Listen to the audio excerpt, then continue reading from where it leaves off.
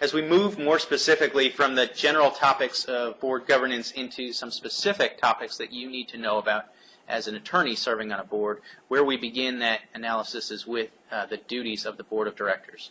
There are general fiduciary duties that all board members must comply with, and then there are duties that, and these same duties that go specifically to attorneys serving on nonprofit boards. Where we start that analysis is with the Model Nonprofit Corporation Act again, which states that each member of the board of directors, when discharging the duties of a director, shall act, number one, in good faith, and number two, in a manner the director reasonably believes to be in the best interest of the nonprofit corporation. The members of the board of directors or a committee of the board, when becoming informed in connection with their decision-making function or devoting attention to their oversight function, must discharge their duties with the care that a person in a like position would reasonably believe appropriate under similar circumstances. That's the text from the Model Nonprofit Corporation Act. We're now going to talk about how that breaks down into both specific duties as well as practical advice for attorneys serving on boards. The first duty, as articulated in that statute, was the duty of care. The duty of care requires that board members use common sense, are diligent and attentive to the organization's needs and management, and attempt to make sound, informed decisions. The duty of care requires that board members act in good faith and exercise the care an ordinarily prudent person would exercise under similar circumstances. Where that breaks down as in terms of specific advice for attorneys serving on the boards yourselves is, number one, do your homework as a board member. Read the Articles of Incorporation, the bylaws, other key governing documents of the organization. As a board member, you should be familiar with where the organization has been, where it is currently, and where it is going. Any board member should be familiar with the articles as well as the specific provisions of the bylaws. Second is attend meetings. Participation as a board member requires attendance. So many organizations will specify an attendance requirement at the outset of your board service. Whether their meetings be monthly or quarterly or every other month, they will have a specific attendance requirement. In order to fulfill your duty of care responsibilities, attendance is a key part of that for board members. Third, obtain adequate information and ask questions. As a board member, you are not there to be a rubber stamp for the chief executive or the organization's staff. It is your fiduciary duty to ask questions, to obtain as much information as you feel you need in order to render an objective, independent, fundamentally sound decision. Review materials before meetings. In most organizations, an agenda, financial reporting, specific updating from committees, that will all be circulated prior to the board meeting. Take the time to review those materials prior to the board meeting, which will make you a more effective advocate and more effectively able to discharge your duties during the board meeting itself. Always act in good faith and with due care. Exercise independent judgment. Make informed decisions. As I said, don't be a rubber stamp for the organization. And finally, and this is where we see a lot of boards get in trouble, don't rush. There is always time for debate, always time for discussion within the board context.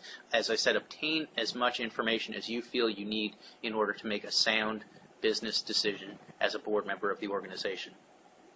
Now, as a board member in fulfilling your duty of care, you may rely on information, opinions, reports, and statements from or performance by certain people. So as we mentioned before, many boards work actively in committee at the committee level, and a lot of work is done at the committee level where you as a board member may not be personally present. You may rely on the information that is provided and the work done by those committees, provided that those committees were properly set up, properly charged by the board, and are composed of officers and employees of the organization, experts, including legal counsel and accountants, and other board committee members.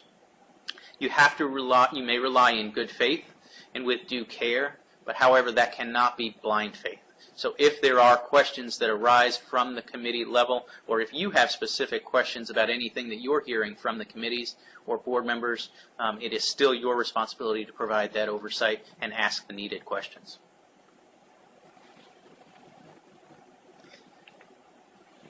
Next, we're going to talk just briefly about the business judgment rule, which states that a director will not normally be held liable if a director makes a decision in good faith is disinterested, is reasonably informed, and rationally believes the decision is being made in the best interests of the organization. The business judgment rule, which is codified in the laws of some states and recognized by courts in other states, generally provides that a director who performs his or her duties in good faith and in accordance with the appropriate standard of care will have no liability based upon any alleged failure to discharge any person's obligations as a director, absent fraud, self-dealing, or other intentional misconduct. This doctrine is based on the rationale that it would be improper for courts, in hindsight, to second-guess corporate management decisions made in good faith and with due care. The immunity created by the business judgment rule may raise the threshold for liability from simple negligence to gross negligence for corporate directors. A finding of gross negligence, however, or recklessness will always overcome the presumption of the business judgment rule. The second duty that we talked about from the Model Nonprofit Corporation Act is the duty of loyalty. And the duty of loyalty requires the director to act in good faith and in a manner that the director reasonably believes to be in the best interests of the organization. The duty of loyalty also covers conflict of interest situations. We're going to talk in detail about conflict situations both as a board member and also particularly in the legal context with you as your firm representing the organization as a client or in conflict with other clients later on in the presentation today. In terms of ethical obligations imposed on lawyers in their representation of clients, Model Rule 1.7 of the American Bar Association Model Rules of Professional Conduct, Model Rules, provides that a lawyer may not represent a client if such representation involves a concurrent conflict of interest. Some key concepts with this particular rule are the duty of loyalty a lawyer has to the client and the need for the lawyer to be able to exercise independent judgment. Practically speaking, I've listed some advice for attorneys to consider before serving on boards and also while serving on boards. First is maintain an uncompromised allegiance to the corporation. Remember that as a board member in your role to comply with the duty of loyalty, you always must maintain that uncompromised allegiance to the corporation. The corporation's interest, the organization's interest, must always be first and paramount in your mind and service. Second, there can be no misappropriation of a corporate opportunity. As a board member, you are going to be privy to a lot of information and a lot of different opportunities that will come down the road to benefit the organization. Again, your duty of loyalty requires that you not misappropriate any of those opportunities for yourself and always put the interests of the organization first. Third, disclose all possible conflicts of interest. And when it comes to conflicts, the advice that we generally provide is if you even suspect that there may be a conflict, however slight that may be, disclosure is always the best course of action. Abstain from voting where a possible conflict exists, and we'll talk about specific ways of dealing with conflicts later on. Maintain confidentiality where appropriate. Put the interests of the organization ahead of personal interests. Create and enforce a conflict of interest policy. A specific written policy on conflicts of interest should always be present within the organization, should be reviewed periodically and signed annually by board members. Finally, require an independent review and a vote on conflict situations. Third and final fiduciary duty that we're going to talk about today is the duty of obedience. The duty of obedience requires that board members ensure that the organization is carrying out its stated mission in compliance with applicable statutes and other governing documents. All nonprofits have a particular mission. That's why they were created. There's a specific community need, a specific program that they sought to create that would make their community a better place to live. Whether they be an arts organization, a human services organization, education focused, whatever that is, there's a mission that caused that organization to come into existence. Typically, that mission is found within the governing documents of the organization, like the Articles of Incorporation, that spell out the specific nature of that mission. As nonprofits grow, mature, and develop, however, there are two specific traps that boards may fall into and that you as an attorney should be aware of. First, the organization's programs and services may evolve over time, and boards may neglect to amend the governing documents to account for this evolution. Second, as new initiatives or opportunities present themselves, eager executives and boards may neglect to undertake an analysis as to how the initiative or opportunity ties to the mission of the organization. And we can speak practically for a few moments here, as I've been a part of nonprofit organizations for more than 8 years now. A lot of times where this issue arises is that we will be sitting within a board meeting or a board context, and there will be great ideas thrown about. Our organization should do X, should do Y. Why don't we undertake this bold new program, this new initiative, which will make the organization stronger, which will make us better, which will make the community a better place to live. Nothing is wrong with that, and boards, as a matter of fact, should be engaging in those conversations frequently. However, it's important to make sure that in complying with the duty of obedience, that boards also amend any governing documents to take into account those developments within the organization, those evolutions. To take a look and examine whether the mission and the vision of the organization is still applicable, whether the mission and vision need to be revised, whether the governing documents such as the bylaws or the articles of incorporation need to be changed in order to account for these new evolutions and developments within the organization. When we talk about boards and how they relate to nonprofit success and nonprofit, specifically excellence in their mission, we talk about boards needing to do 7 specific things. They must envision the future. They must select and support the CEO. They must plan strategically. They must provide resources, monitor progress, maintain integrity, and finally manage and renew itself. So boards cannot simply select the CEO and then step back and not have any role within the governance and oversight of the organization. Similarly, they have a vital role within providing for the vision of the organization and providing resources and financial support for the organization to move forward. We're going to speak about each of these 7 things and talk about how those roles and responsibilities break down between the board and between the chief executive of the organization. When it comes to envisioning the future, it is the board's responsibility to articulate the vision and mission of the organization, to provide that broad, bold vision of where the organization is and where they are going. They're also responsible for ensuring that the organization is carrying out that mission within the context of the vision. So as we said during the duty of obedience, to make sure that the mission is still relevant to the programs of the organization and there's still alignment between the stated mission and the actual programs of the organization. As you move over to the CEO's role, the CEO is responsible for translating that vision and mission into actions that serve the organization's constituency. When we talk about the power of a vision, and this is one of the most important functions that a board can provide and that you can provide as a board member, is that a vision is 4 things.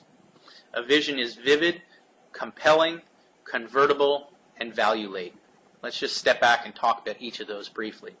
A vision is vivid. It has to be graphic. It has to be lifelike. This is your way of communicating to the community why you exist, to present a picture to the community of the power of your mission and organization and why you do what you do. It must be compelling. It must present an attainable picture or image of what can be achieved in the future. So there has to be a statement of possibility within the vision. Third, it has to be convertible. That's able to be translated into actions and plans that are implemented. We often talk about visions that are broad, that are inspiring, but if they are not convertible, if they're not specific actions that your organization can take to implement that vision, then your vision is just pie in the sky. Your vision is just out there and cannot be achieved.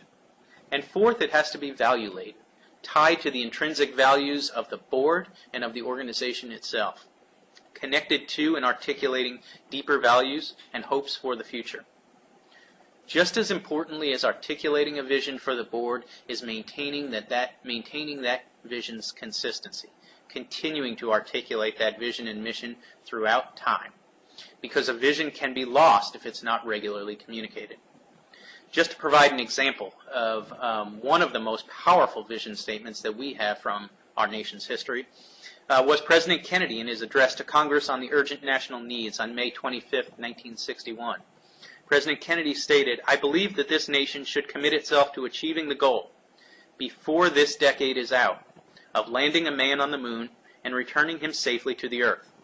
No single space project in this period will be more impressive to mankind or more important for the long-range exploration of space. Period." Think about that vision statement for a minute. It's vivid, it's compelling, it's convertible, and it ties to the values of our nation. Putting it more specifically into a nonprofit context, for example, a soup kitchen, their vision could be that no child in our city will go to bed hungry this evening. That is a specific vision statement that tells the community exactly what your organization is about. Next is staffing. Board is ultimately responsible for selecting and supporting the CEO. What does this mean? This means that the initial search obviously is conducted by the board or some subcommittee of the board. That board subcommittee is responsible for putting together a specific job description for the chief executive, reviewing performance at periodic levels, whether that is once a month, once a quarter, once a year, and providing specific feedback or guidance for that executive. Moving over to the CEO is responsible for developing and implementing a staffing structure that supports that mission.